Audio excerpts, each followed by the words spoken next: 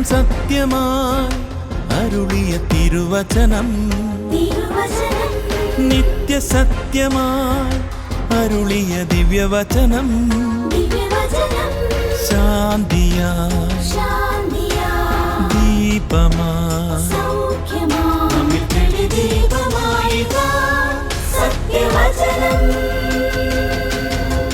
വിടുതലായി രക്ഷയായി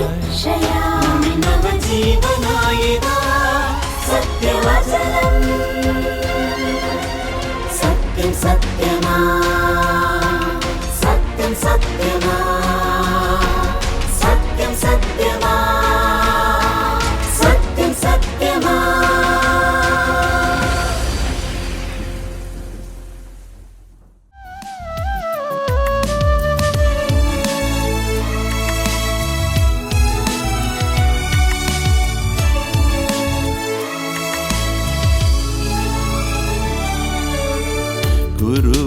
ഗുരുവരനേശുവിൻ മഹിമകൾ പാടാൻ ഒരുമയോടൊന്നായി അണയുക നാം. ഗുരുവരനേശുവിൻ മഹിമകൾ പാടാൻ ഒരുമയോടൊന്നായി അണയുക നാം. അവനല്ലോ വാനം ഭുവനവുമഖിലം തൻ തിരുമൊഴിയാൽ ഉരുവാക്കിയോ. ഗുരുവരനേശുവിൻ മഹിമകൾ പാടാൻ ഒരുമയോടൊന്നായി അണയുക നാം.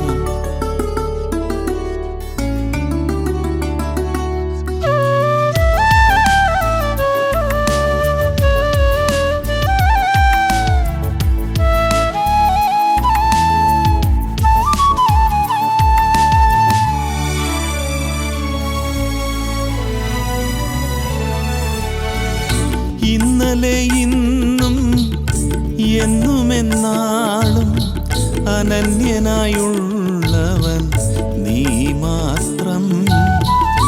ഇന്നലെ ഇന്നും എന്നുമെന്നാളും അനന്യനായുള്ളവൻ നീ മാത്രം. ചിന്മയരൂപ നന്മസ്വരൂപ നിൻമൊഴിയെന്നിൽ നിറയണം. ചിന്മയരൂപ നന്മസ്വരൂപ നിൻമൊഴി. സത്യം സത്യമായി എന്ന ദൈവവചന സന്ദേശത്തിലേക്ക് ഏവർക്കും സ്വാഗതം. സത്യം സത്യമാ. ദൈവത്തിൻ്റെ വലിയ നാമത്തിന് മഹത്വം ഉണ്ടാകട്ടെ. ക്രിസ്തീയ ഗോളത്തിൽ ജീവിക്കുന്നതായിരിക്കുന്ന ഒട്ടുമിക്ക ആളുകൾക്കും അറിയാവുന്ന ഒരു കഥയാണ് ബൈബിളിലെ ധനവാന്റെയും ലാസറിൻ്റെയും കഥ. പള്ളികളിലും അതുപോലുള്ളതായിരിക്കുന്ന പൊതുസ്ഥലങ്ങളിലും ക്യാമ്പുകളിലൊക്കെയും ആളുകൾ വളരെയധികം പ്രസംഗിക്കുകയും ആ നിലയിലെങ്കിലും ഈ കഥകൾ കേൾക്കാത്ത ആളുകൾ ഇല്ല. ലൂക്കോസിൻ്റെ സുവിശേഷം 16-ാം അധ്യായം അതിൻ്റെ 19 മുതലുള്ള വാക്യങ്ങൾ വായിക്കുമ്പോൾ നമുക്ക് ഈ ധനവാനെയും ലാസറിനെയും നമുക്ക് കാണുവാനായിട്ട് സാധിക്കും. 19 വാക്യങ്ങൾ ഞാൻ വായിക്കാം. ധനവാനായ ഒരു മനുഷ്യൻ ഉണ്ടായിരുന്നു. അവൻ ധൂമ്രവസ്ത്രവും പട്ടും ധരിച്ച് ദിനം പ്രതി ആഡംബരത്തോടെ സുഖിച്ചുകൊണ്ടിരുന്നു. ലാസർ എന്നു പേരുള്ള ഒരു ദരിദ്രൻ വ്രണം നിറഞ്ഞവനായി അവൻ്റെ പടിപ്പുരയ്ക്കൽ കിടന്നു. ധനവാന്റെ മേശയിൽ നിന്ന് വീഴുന്നത് വിശപ്പടക്കുവാൻ ആഗ്രഹിച്ച് നായ്ക്കളും വന്ന് അവൻ്റെ വ്രണം നക്കും. ആ ദരിദ്രൻ മരിച്ചപ്പോൾ ദൂതന്മാർ അവനെ അബ്രഹാമിൻ്റെ മടിയിലേക്ക് കൊണ്ടുപോയി. ധനവാനും മരിച്ച് അടക്കപ്പെട്ടു. പാതാളത്തിൽ യാതന അനുഭവിക്കുമ്പോൾ മേലോട്ട് നോക്കി ദൂരത്തുനിന്ന് അബ്രഹാമിനെയും അവൻ്റെ മടിയിൽ ലാസറിനെയും കണ്ടു. ഈ കഥ സൺഡേ സ്കൂൾ മുതൽ നമ്മൾ കേൾക്കുന്നതായിരിക്കുന്ന ഒരു കഥയാണ്. എന്തുകൊണ്ട് ഞാനിവിടെ ഈ കഥ നിങ്ങളോട് പറയുന്നു എന്ന് ചോദിച്ചാൽ, യേശു ക്രിസ്തു ഭൂമിയിലേക്ക് വരുന്നതിന് മുൻപ് സ്നാപയോഹന്നാൻ എന്ന് പറയുന്നതായിരിക്കുന്ന ഒരു വ്യക്തിയെ നമ്മൾ പരിചയപ്പെടുന്നുണ്ട്. അദ്ദേഹം പ്രസംഗിച്ച് നടന്നു. ആ പ്രസംഗത്തിൻ്റെ പ്രധാന വിഷയം എന്ന് പറയുന്നത് എന്തായിരുന്നു എന്ന് ചോദിച്ചാൽ, മാനസാന്തരം അദ്ദേഹം പ്രസംഗിച്ചു എന്നാണ് നമ്മൾ മത്തായിയുടെ സുവിശേഷത്തിൽ നമുക്ക് കാണുവാൻ സാധിക്കുന്നത്. മത്തായിയുടെ സുവിശേഷം 3-ാം അധ്യായം അതിൻ്റെ 1, 2, 3 വാക്യങ്ങൾ ഞാൻ വായിക്കാം. ആ കാലത്ത് യോഹന്നാൻ സ്നാപകൻ വന്ന് യഹൂദ്യ മരുഭൂമിയിൽ പ്രസംഗിച്ചു, സ്വർഗരാജ്യം സമീപിച്ചിരിക്കിയാൽ മാനസാന്തരപ്പെടുവിൻ എന്ന് പറഞ്ഞു. മരുഭൂമിയിൽ വിളിച്ചു പറയുന്നതിൻ്റെ വാക്കാണിത്. കർത്താവിൻ്റെ വഴി ഒരുക്കുന്നവൻ്റെ പാത നിരപ്പാക്കുവിൻ. ഇവിടെ നമ്മൾ സ്നാപകയോഹന്നാൻ്റെ പ്രസംഗം എന്തായിരുന്നുവെന്നാണ് നമ്മൾ വായിച്ചത്. സ്നാപകയോഹന്നാൻ്റെ പ്രസംഗം വേറൊന്നുമായിരുന്നില്ല, മാനസാന്തരപ്പെടുവിൻ. ഇനി ആദ്യം വായിച്ച വാക്യത്തിൽ ധനവാന്റെയും ലാസറിൻ്റെയും ജീവിതവുമായി ബന്ധപ്പെട്ട് നമ്മൾ ചിന്തിക്കുമ്പോൾ ഇവിടെ ഈ മാനസാന്തരത്തിൻ്റെ പ്രത്യേകത അല്ലെങ്കിൽ ആവശ്യകത എന്താണ് എന്ന് നമുക്ക് ആ ഒരു രണ്ട് വ്യക്തികളുടെ ജീവിതത്തിലൂടെ നമുക്ക് മനസ്സിലാക്കുവാനായിട്ട് സാധിക്കും. ലാസറും മരിച്ചു, ധനവാനും മരിച്ചു. ഇവിടെ നമ്മൾ കാണുന്നുണ്ട്, ലാസർ മരിച്ചു എവിടെ ചെന്നു? അബ്രഹാം പിതാവിൻ്റെ മടിയിൽ അല്ലെങ്കിൽ പർദീസ എന്ന് പറയുന്ന സ്ഥലത്ത് ചെന്നെത്തുവാനായിട്ട് ഇടയായി തീർന്നു. എന്നാൽ ധനവാൻ മരിച്ചു. ധനവാൻ എവിടെ പോയി?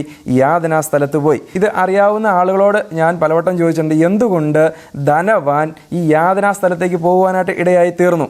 അതിന് പലവിധമായിരിക്കുന്ന മറുപടികൾ ആ കഥ അറിയാവുന്നവർ പറഞ്ഞ് എനിക്ക് കേൾക്കുവാനായിട്ട് സാധിച്ചിട്ടുണ്ട്. താഴേക്കുള്ള ഭാഗങ്ങളൊക്കെ വായിക്കുമ്പോൾ നമുക്ക് കാണുവാനായിട്ട് സാധിക്കുന്നത് എന്താണ്? യാതനാ സ്ഥലത്ത് കിടന്നുകൊണ്ട് ധനവാൻ മുകളിലോട്ട് നോക്കി. അബ്രഹാം പിതാവിൻ്റെ മടിയിൽ ലാസർ ഇരിക്കുന്നത് ധനവാൻ കണ്ടു.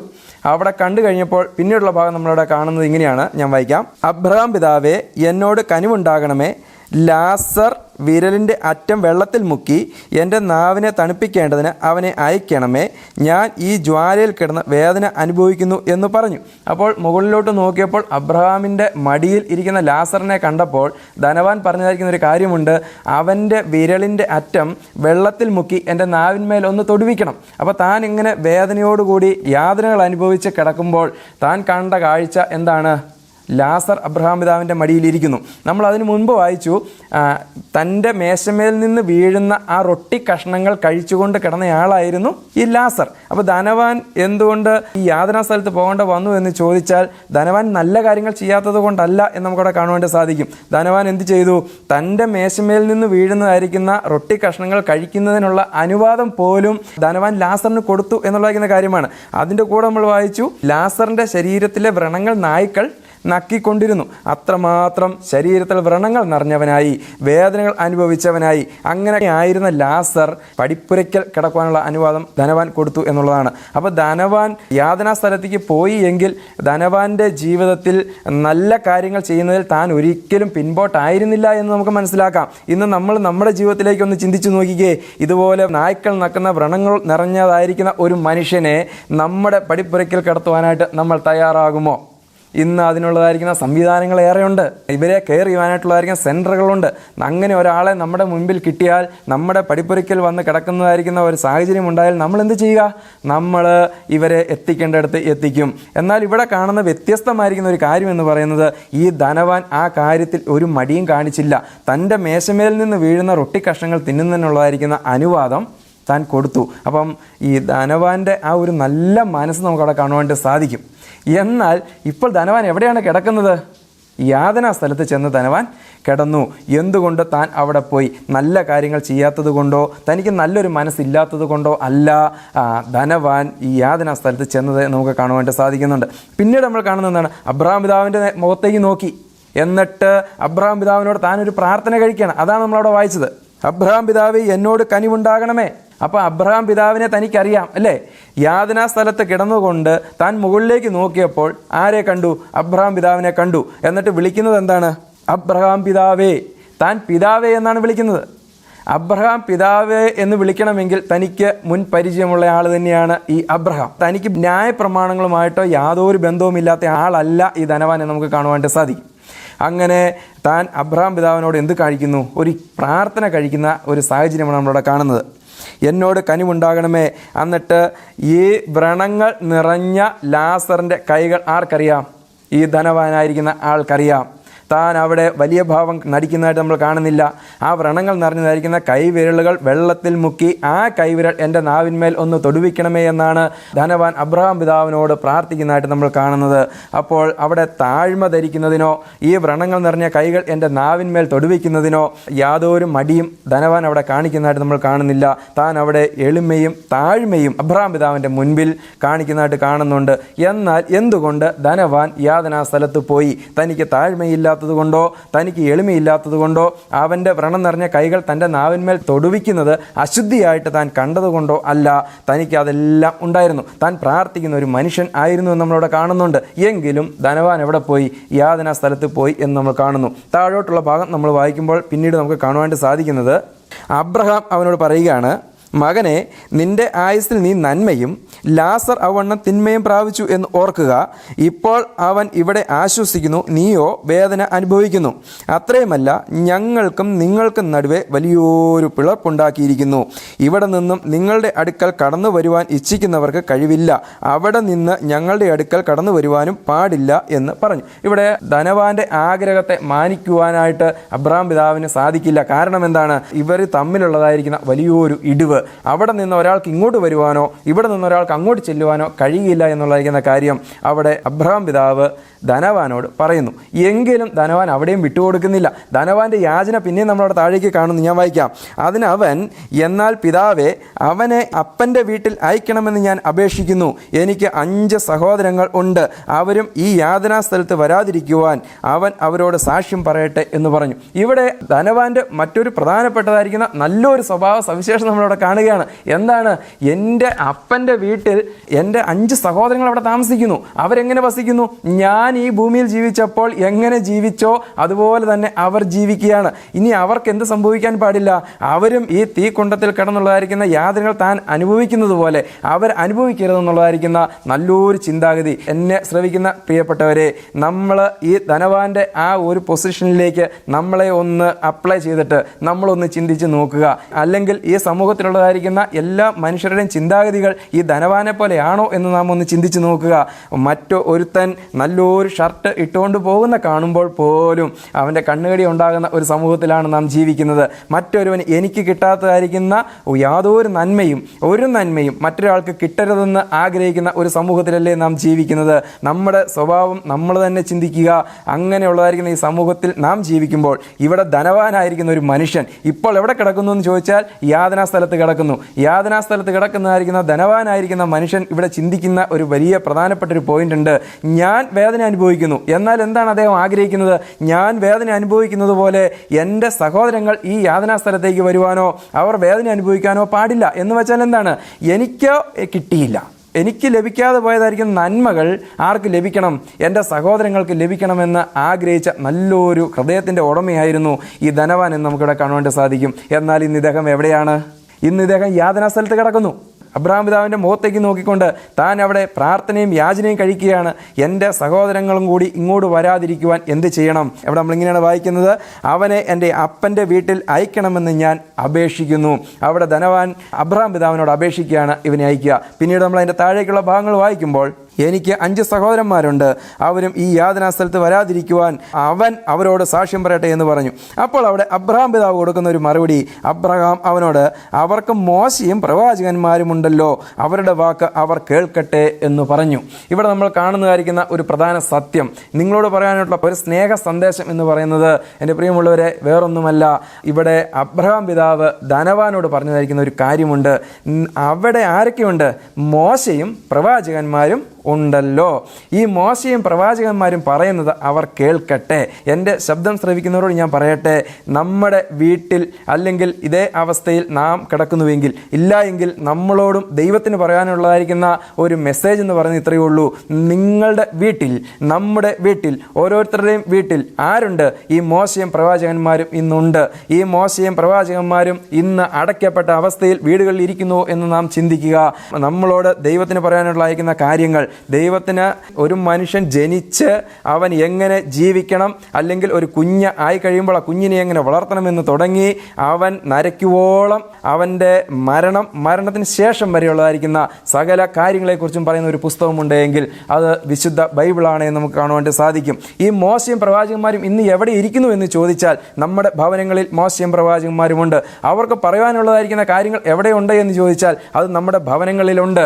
എവിടെ കാണുവാനായിട്ട് സാധിക്കും? എവിടെ കേൾക്കുവാനായിട്ട് സാധിക്കുമെന്ന് ചോദിച്ചാൽ നമ്മുടെ ഭവനങ്ങളിൽ അടച്ച് മൂടി വച്ചിരിക്കുന്ന ചില സ്വരൂപങ്ങളുടെ മുമ്പിൽ മടക്കി വച്ചിരിക്കുന്ന രസീതുകളും അതുപോലുള്ളതായിരിക്കുന്ന പ്രധാനപ്പെട്ട ചില നോട്ടുകളും മാത്രം സൂക്ഷിക്കുവാൻ വേണ്ടി അടച്ചു വെക്കപ്പെട്ടതായിരിക്കുന്ന ഈ തിരുവചനത്തിനകത്ത് ഈ മോശയും പ്രവാചകന്മാരെയും നമുക്കിന്ന് കാണുവാനായിട്ട് സാധിക്കും. അവരുടെ വാക്കുകൾ നമുക്ക് അതിലൂടെ കേൾക്കുവാനായിട്ട് സാധിക്കും. എൻ്റെ പ്രിയമുള്ളവരെ, എന്നെ ശ്രദ്ധിക്കുന്നവരോട് ഞാൻ പറയട്ടെ, ഈ തിരുവചനങ്ങൾ നാം വായിക്കണം. മോശയും പ്രവാചകന്മാരിലൂടെയും ദൈവം നമ്മളോട് അരുളി ചെയ്തതായിരിക്കുന്ന സത്യങ്ങൾ വേറൊന്നുമില്ല.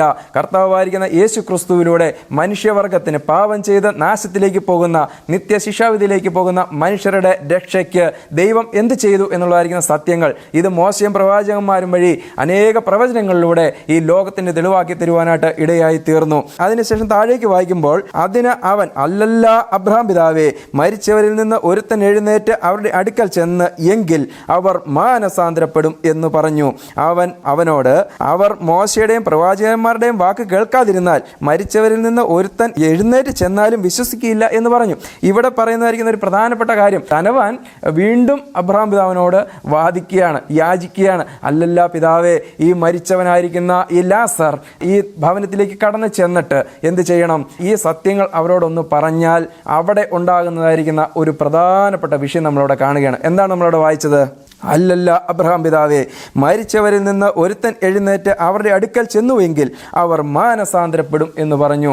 എൻ്റെ പ്രിയമുള്ളവരെ, എന്തുകൊണ്ട് ഈ ധനവാൻ യാതനാ സ്ഥലത്തേക്ക് പോയി എന്ന് ചോദിച്ചാൽ, ഈ ഭാഗത്ത് നമുക്ക് കാണുവാനായിട്ട് സാധിക്കുന്ന ഏറ്റവും പ്രധാനപ്പെട്ടതായിരിക്കുന്ന കാര്യം, ദൈവം നമ്മളോട് പറയുന്ന കാര്യം ഇത്രയേ ഉള്ളൂ. അവർ മാനസാന്തരപ്പെടാത്തത് കൊണ്ട് അവൻ യാതനാ സ്ഥലത്ത് ചെല്ലുവാനായിട്ട് ഇടയായി തീർന്നു. സ്നാപക യോഹന്നാൻ പ്രസംഗിച്ചു. എന്ത് പ്രസംഗിച്ചു? നിങ്ങൾ മാനസാന്തരപ്പെടുക. എവിടുന്ന് മാനസാന്തരപ്പെടണം? പാപ സ്വഭാവത്തിൽ ജീവിക്കുന്ന നമ്മളോട് ദൈവം പറയുന്നു, നിങ്ങൾ മാനസാന്തരപ്പെടുക. മാനസാന്തരപ്പെടുന്നില്ല എങ്കിൽ എന്ത് സംഭവിക്കും? ഈ യാതനാ സ്ഥലത്ത് കിടക്കുന്ന ഈ ധനവാനെ പോലെ നമ്മളും തീച്ചൂളയിലേക്ക്, നിത്യനരകത്തിലേക്ക് പോകുവാനായിട്ടുള്ള സാധ്യത ഉണ്ട് എന്നുള്ളതായിരിക്കുന്ന മുന്നറിയിപ്പ് ഈ വേദഭാഗത്തൂടെ ദൈവം നമുക്ക് നൽകുകയാണ്.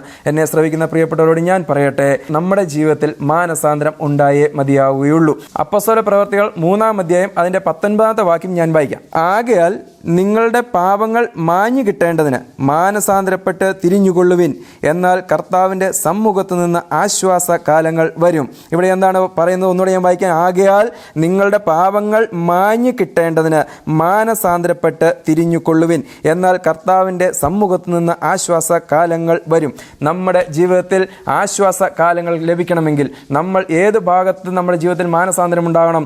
നമ്മുടെ പാപങ്ങളിൽ നിന്ന് നമുക്ക് മാനസാന്തരം ഉണ്ടാകണം. വീണ്ടും അതിനെ ഒന്നുകൂടെ വിശദമാക്കിയാൽ എവിടെ നിന്ന് നമുക്ക് മാനസാന്തരം ഉണ്ടാകണമെന്ന് ചോദിച്ചാൽ, 1 പത്രോസിൻ്റെ നമ്മൾ ഇങ്ങനെ വായിക്കുന്നു, വ്യർത്ഥവും പിതൃപാരമ്പര്യമായുള്ള നിങ്ങളുടെ നടപ്പിൽ നിന്ന് നിങ്ങളെ വീണ്ടെടുത്തിരിക്കുന്നത് പൊന്ന്, വെള്ളി മുതലായ അഴിഞ്ഞു പോകുന്ന വസ്തുക്കളെ കൊണ്ടല്ല. അപ്പം നമ്മൾ ഏതവസ്ഥയിലായിരുന്നു? വ്യർത്ഥമായിരിക്കുന്ന ഒരു പിതൃപാരമ്പര്യത്തിൽ നാം കിടന്ന ഒരു സമയം നമുക്ക് ഉണ്ട്.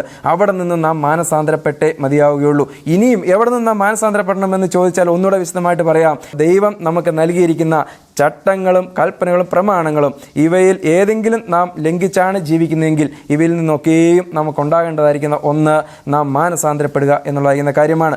ധനവാനെക്കുറിച്ച് പറയുമ്പോൾ അവനിൽ ഒരു കുറവും നമുക്ക് കാണാനില്ല.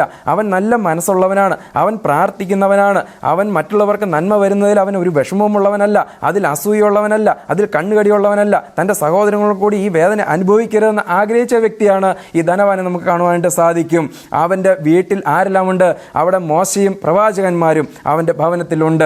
അപ്പോൾ ഒരു ദൈവവചനം അല്ലെങ്കിൽ ബൈബിൾ വീട്ടിലുള്ള ആളാണ്, ബൈബിൾ വായിക്കുന്നയാളാണ്, പ്രാർത്ഥിക്കുന്നയാളാണ്, പിതാക്കന്മാരെ അറിയാവുന്നയാളാണ്.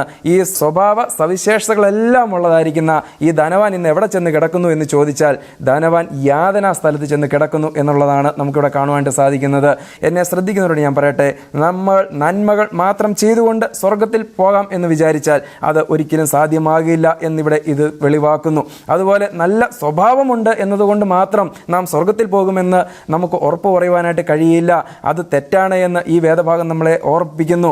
അതുപോലെ തന്നെ ഞാൻ ഒത്തിരി ജീവകാരുണ്യ പ്രവർത്തികൾ ചെയ്യുന്നയാളാണ്, അതിലൂടെ എനിക്ക് സ്വർഗത്തിൽ പോകാം എന്ന് വിചാരിക്കുന്നുവെങ്കിൽ അതുകൊണ്ടും നാം പോകില്ല എന്നിവിടെ കാണുന്നു. കാരണം വ്രണങ്ങൾ നിറഞ്ഞതായിരിക്കുന്ന ലാസർ എന്ന് പറയുന്ന ഒരു വ്യക്തിക്ക് ഇതുപോലെ തൻ്റെ മേശമേൽ നിന്ന് വീഴുന്ന ഭക്ഷണം, അപ്പകഷ്ണങ്ങൾ തിന്നുന്നതിൽ യാതൊരു മടിയും അദ്ദേഹം പറഞ്ഞില്ല, അതിനൊരു എതിർപ്പ് അദ്ദേഹം പറഞ്ഞില്ല.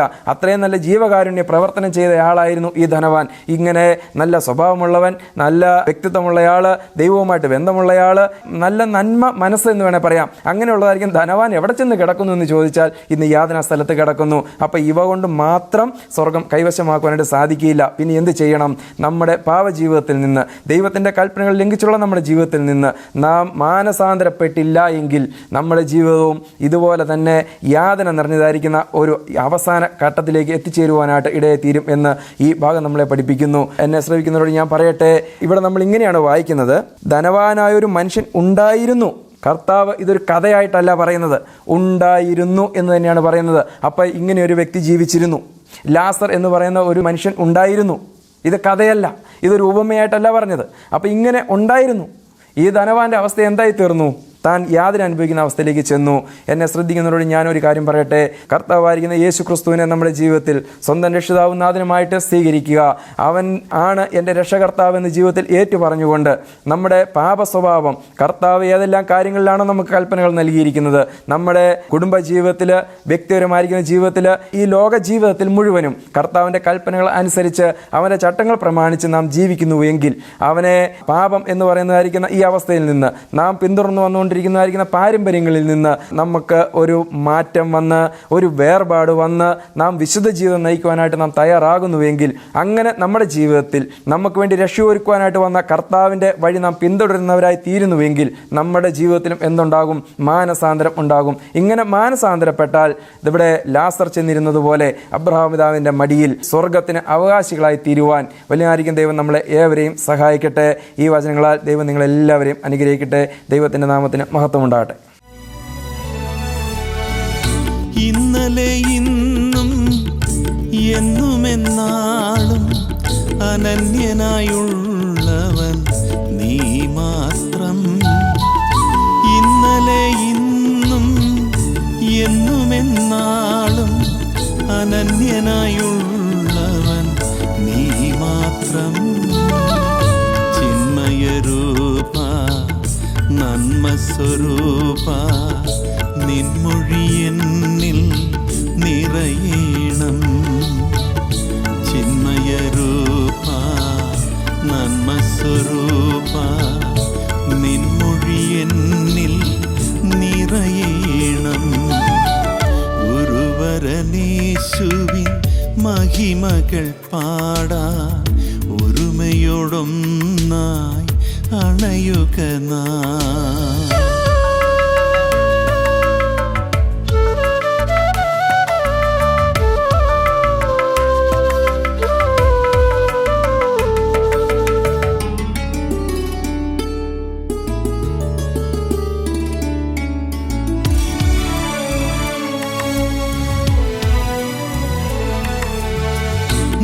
നിരുപമമാകും നിർമ്മല വചനം, സത്യവും ജീവനും നീ മാത്രം. നിരുപമമാകും നിർമ്മല വചനം, സത്യവും ജീവനും നീ മാത്രം.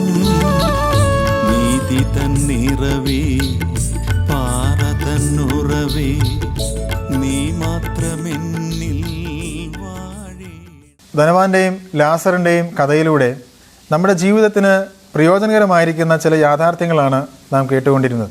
മാനസാന്തരപ്പെട്ട് കർത്താവായിരിക്കുന്ന യേശു ക്രിസ്തുവിൽ വിശ്വസിക്കുന്നതാണ് നമ്മുടെ ജീവിതത്തിന് അനുഗ്രഹം വരുന്നത് എന്നാണ് നാം കേട്ടത്.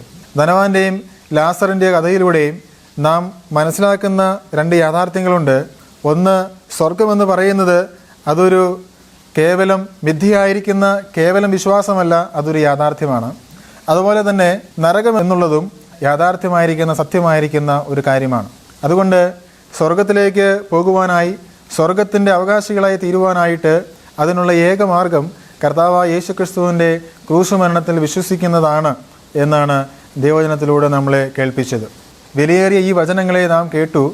എന്നാൽ അതിനെ തള്ളിക്കളയാതെ അതിനെ ഹൃദയത്തിലേക്ക് സ്വീകരിക്കുകയും ഇപ്പോൾ തന്നെ ഈ വചനങ്ങളെ കേട്ട് അതിനനുസരണം കാണിച്ചാൽ, അതേ കർത്താവായിരിക്കുന്ന യേശുക്രിസ്തുവിനെ ജീവിതത്തിലേക്ക് സ്വീകരിച്ചാൽ, കർത്താവ് മരിച്ചത് എൻ്റെ പാപത്തിന് വേണ്ടിയിട്ടാണ് എന്ന് അംഗീകരിക്കുകയും വിശ്വസിക്കുകയും ചെയ്താൽ നമുക്ക് രക്ഷയുണ്ട്. ഈ ഭൂമിയിൽ നാം ഒന്നും നേടിയില്ലെങ്കിലും രക്ഷ നേടുവാനായിട്ട് കഴിഞ്ഞാൽ, പാപമോചനം നേടുവാനായിട്ട് കഴിഞ്ഞാൽ, അത് വരുവാനുള്ള ലോകത്തിലേക്ക് നമുക്ക് വലിയൊരു സമ്പത്തായിരിക്കും. പ്രിയപ്പെട്ടവരെ, ഈ ഭൂമിയിൽ നമുക്ക് 60-70 വയസ്സ് മാത്രമേ ആയുസുള്ളൂ. എന്നാൽ മരണത്തിനപ്പുറമുള്ള ജീവിതം അതൊരിക്കലും അവസാനിക്കാത്ത ജീവിതമാണ്. അതൊരിക്കലും അവസാനമില്ലാത്ത, എന്നും എപ്പോഴും എന്നേക്കുമായി നിത്യമായി ജീവിക്കുവാനായിട്ട് കഴിയുന്ന ഒരു സ്വർഗീയമായിരിക്കുന്ന വാസമാണ് അവിടെ ഉള്ളത്. അതുകൊണ്ട് ഏറ്റവും ബുദ്ധിമാനായിരിക്കുന്ന മനുഷ്യൻ ഈ ഭൂമിയിലേക്ക് വേണ്ടി ഒരുങ്ങുന്നവനല്ല, മറിച്ച് മരണത്തിനപ്പുറമുള്ള ജീവിതത്തിലേക്ക് നോക്കി ഒരുങ്ങുന്നവനാണ് ബുദ്ധിമാനായിരിക്കുന്ന മനുഷ്യൻ. അതുകൊണ്ട് പ്രിയപ്പെട്ടവരെ, ഇന്ന് ഈ വചനങ്ങളെ കേട്ടപ്പോൾ അതേ കർത്താവായിരിക്കുന്ന യേശുക്രിസ്തുവിൽ വിശ്വസിക്കുവാൻ നിങ്ങളുടെ ഹൃദയങ്ങൾ ഉണരപ്പെടട്ടെ. കർത്താവ് അതിനായിട്ട് നിങ്ങളെ സഹായിക്കുമാറാകട്ടെ. നമ്മുടെ പാപങ്ങളെ ദൈവമുമ്പാകെ സമ്മതിക്കുകയും കർത്താവ് മരിച്ചത് എൻ്റെ പാപത്തിന് വേണ്ടിയിട്ടാണ് എന്ന് അംഗീകരിക്കുകയും കർത്താവായ യേശുക്രിസ്തുവിൻ്റെ മരണം എനിക്ക് വേണ്ടിയുള്ള ഒരു പ്രായശ്ചിത്ത യാഗമാണ് എന്ന് അംഗീകരിച്ച് കർത്താവ് നമുക്ക് തരുന്ന രക്ഷ സൗജന്യമായി സ്വീകരിക്കുവാൻ ദൈവം നിങ്ങളെ സഹായിക്കുമാറാകട്ടെ. അതേ, ദൈവം മനുഷ്യനെ സ്നേഹിക്കുന്നവനാണ്. ആ സ്നേഹത്തെ ആവോളം അനുഭവിച്ച് ജീവിതത്തിന് സന്തോഷവും സമാധാനത്തിലേക്കും പ്രവേശിക്കുവാൻ ദൈവം നിങ്ങളെ ധാരാളമായി സഹായിക്കുമാറാകട്ടെ എന്ന് ഞങ്ങൾ പ്രാർത്ഥിക്കുകയാണ്. അതുകൊണ്ട് പ്രിയപ്പെട്ടവരെ, ഈ വചനങ്ങൾ നിങ്ങൾക്ക് അനുഗ്രഹമാകട്ടെ. ഇന്ന് തന്നെ, ഇപ്പോൾ തന്നെ ഈ കർത്താവിൻ്റെ സന്നിധിയിൽ നിങ്ങളുടെ ജീവിതങ്ങളെ സമർപ്പിക്കുകയും പാപങ്ങൾ ഏറ്റുപറയുകയും ക്രിസ്തുവിൻ്റെ ക്രൂശമരണത്തിൽ വിശ്വസിക്കുവാനും ദൈവം നിങ്ങളെ സഹായിക്കുമാറാകട്ടെ എന്ന് ആശംസിക്കുന്നു. നമുക്ക് പ്രാർത്ഥിക്കാം. മഹാപരിശുദ്ധനായിരിക്കുന്ന സ്വർഗീയ നല്ല പിതാവേ, ഞങ്ങളെ സ്നേഹിക്കുന്ന കർത്താവാണ് എന്നോർത്ത് ഞങ്ങൾ അങ്ങേ സ്തുതിക്കുന്നു. അതേ, ധനവാന്റെയും ലാസറിൻ്റെയും കഥയിലൂടെ കർത്താവായ യേശുക്രിസ്തുവിൽ മാനസാന്തരപ്പെട്ട് യേശുക്രിസ്തുവിൽ വിശ്വസിക്കുന്നതാണ് അതേ സ്വർഗം അവകാശമാക്കുവാൻ ഉള്ള മാർഗം എന്ന് ഞങ്ങളെ കേൾപ്പിച്ചു. സ്വർഗവും നരകവും അതേ രണ്ട് യാഥാർത്ഥ്യങ്ങളാണ് എന്ന് ഞങ്ങളെ കേൾപ്പിച്ചു. അതിനായിട്ട് സ്തോത്രം. കർത്താവെ, സ്വർഗത്തിൽ പോകുവാനായിട്ട് കഴിയുന്നത് കർത്താവായ യേശുക്രിസ്തുവിൽ വിശ്വസിക്കുന്നവർക്ക് മാത്രമാണ് എന്നാണ് വചനത്തിലൂടെ ഞങ്ങൾ മനസ്സിലാക്കുന്നത്. മനുഷ്യൻ്റെ പാപത്തിൻ്റെ പരിഹാരം കർത്താവായ യേശുക്രിസ്തുവിൻ്റെ കാൽവരി ബലിയിൽ മാത്രമാണ് എന്നുള്ളതായിരിക്കുന്ന വലിയ സത്യം ഞങ്ങൾ മനസ്സിലാക്കി. അതേ, കർത്താവായിരിക്കുന്ന യേശുക്രിസ്തുവിൽ വിശ്വസിക്കുവാൻ ഇന്ന് ഈ വചനങ്ങളെ കേട്ട എല്ലാവരെയും കർത്താവ് സഹായിക്കണം എന്ന് പ്രാർത്ഥിക്കുന്നു. ഈ വചനങ്ങളെ ഹൃദയങ്ങളിൽ വിതയ്ക്കപ്പെട്ടപ്പോൾ അത് പിശാച് എടുത്തു കളയാതെ ധാരാളമായി ഫലം കായ്ക്കുവാൻ, വിശ്വാസവുമായി പരിണമിക്കുവാൻ, ജീവിതത്തിൽ രക്ഷകനായി അതേ കർത്താവിനെ സ്വീകരിക്കുവാൻ എല്ലാവരെയും കർത്താവ് സഹായിക്കണമേ എന്ന് പ്രാർത്ഥിക്കുന്നു. പ്രാർത്ഥന കേട്ടതുകൊണ്ട് സ്തോത്രം. യേശുക്രിസ്തുവിൻ്റെ വിലയേറിയ നാമത്തിൽ തന്നെ ആമേൻ. ഈ പ്രോഗ്രാം നിങ്ങൾക്ക് അനുഗ്രഹമായി എന്ന് ഞങ്ങൾ വിശ്വസിക്കുന്നു. നിങ്ങളുടെ വിലപ്പെട്ട നിർദ്ദേശങ്ങളും അഭിപ്രായങ്ങളും പ്രാർത്ഥന ആവശ്യങ്ങളും ഞങ്ങളെ അറിയിച്ചാലും ഞങ്ങൾ നിങ്ങൾക്ക് വേണ്ടി പ്രാർത്ഥിക്കുന്നതായിരിക്കും. ഞങ്ങളുമായി ബന്ധപ്പെടേണ്ട വിലാസം Agape gospel ministries 87 Maithri Nagar, Asramam, Kollam. Email ID satyamsatyamai@gmail.com. Phone number 8136936648. Bible സംബന്ധമായ നിങ്ങളുടെ സംശയങ്ങളും ചോദ്യങ്ങളും ഞങ്ങളുടെ വാട്സപ്പ് നമ്പറിലൂടെ ഞങ്ങളെ അറിയിച്ചാലും അതിനുള്ള ഉത്തരങ്ങൾ ഞങ്ങൾ നിങ്ങൾക്ക് നൽകുന്നതായിരിക്കും. അതോടൊപ്പം തന്നെ ഈ പ്രോഗ്രാമിന്റെ മറ്റ് സന്ദേശങ്ങളും പാട്ടുകളും കേൾക്കുവാനായി സത്യം സത്യമായി എന്ന ഫേസ്ബുക്ക് പേജും സത്യം സത്യമായി എന്ന യൂട്യൂബ് ചാനലും സന്ദർശിച്ചാലും ദൈവം നമ്മെ എല്ലാവരെയും അനുഗ്രഹിക്കുമാറാകട്ടെ.